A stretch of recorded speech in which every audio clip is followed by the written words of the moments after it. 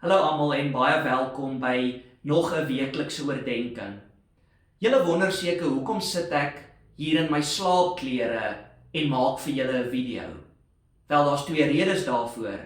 Die een rede is dat 'n predikant net 'n normale mens is. Wanneer dit koud is, wil hy homself graag warm en snoesig aantrek. Maar die tweede en belangrike rede is dat dit baie mooi aansluit by ons oordeenking van vanaand.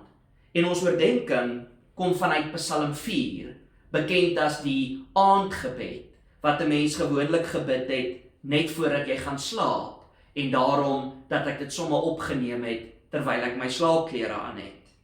In Psalm 4 hoor ons die volgende: vir die koorleier, met snarespel, 'n psalm van Dawid. O God wat aan my reg verskaf, antwoord my as ek roep. Toe ek in die nood was, het U my bevry. Wees my ook nou genadig en hoor my gebed. Hoe lank gaan julle my eer nog skend, mense? Gaan julle valsheid lief hê en voorkeur gee aan leuns? Besef tog dat die Here wonders gedoen het vir die wat aan hom getrou is. Die Here hoor as ek na hom roep. As jy ontstel raak, moenie sondig nie. Dink in stilte daaroor as jy gaan lê en laat dit daarby. Julle moet die offers bring wat aan julle voorgeskryf is en julle moet op die Here vertrou. Daar is baie wat sê, wie sal dit weer met ons goed laat gaan? Wees ons tog weer goedgesind, Here, help ons. U het my reeds groter vreugde laat belewe as wat daar is by mense wat koring en wyn in oorvloed het. Nou sal ek onbesorg gaan lê en dadelik aan die slaap raak. Want U, Here, U alleen, laat my veilig woon. Kom ons kyk bietjie na die toepassing van hierdie oordeenking.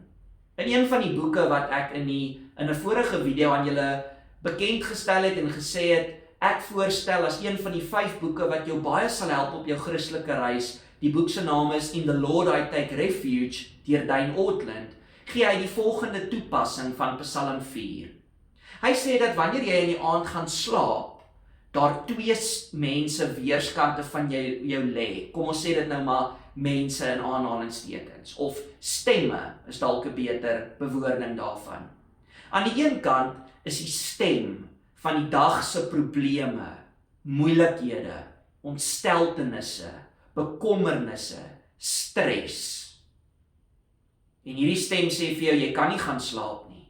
Nee, as gevolg van alles wat vandag gebeur het, moet jy sidder van angs, jy moet bekommerd wees, jy kan nie gaan slaap nie, jy kan nie rustig gaan lê nie, daar kan nie eers sprake daarvan wees nie, daar's probleme in jou huwelik, daar is probleme by die skool, daar's probleme in jou geloofslewe, wat ook al dit mag wees.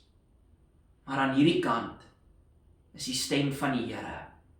En die Here sê vir jou, ek is groter as jou dag se ontsteltenisse, bekommernisse, teleurstellings, stres, depressie, siekte, of ding wat voorgeval het wat jy gedink het nooit sal gebeur nie. Ek is groter as dit alles en ek sê vir jou, jy kan rustig lê. Ek bly in beheer.